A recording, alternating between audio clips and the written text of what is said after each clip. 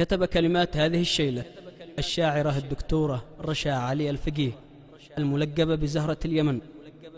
تعقيبا على رد الشاعر الإماراتي ناجح التليدي على الشاعر الماربي، والذي أثارت غضب الكثير من اليمنيين.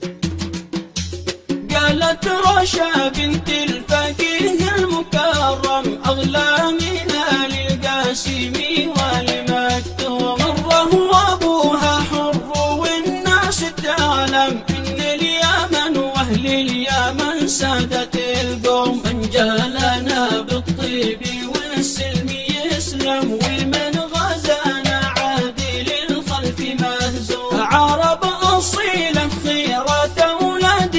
آدم، وإحنا سبا وأحفاد حمير وجرهم، يا ابن التليدي قدر الشعر وافهم مباني ناس بشلة الفرس والروم، خذ مريمك لك عننا لو تكرم، واقرط لسانك واترك العرض محشوم، ألفي من الغزلان مليون مريم مثل الأفاعي ريقها سم مسموم، لكن على امثالك جسدها محرم، حمام صنعة ما تدور على القوم، ما تعشق إلا كل فارس مخضرم، من ثوبها لو كان في الخبط مرجوم، فارس يصد الجن بالليل الأظلم، يكره وجود العطر مدمن على الثوم، بدوية مده والغرام المحرم، لو راسها يصبح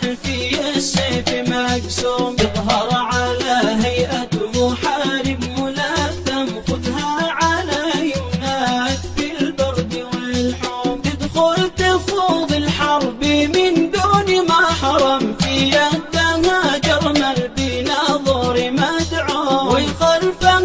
رجال راس معمم، مؤمن على ما عاهد الله ملزوم، قل للذي حلل لنفسه وحرم، ترى اليمن واهله من البغي معصوم، لكن بعض الناس ما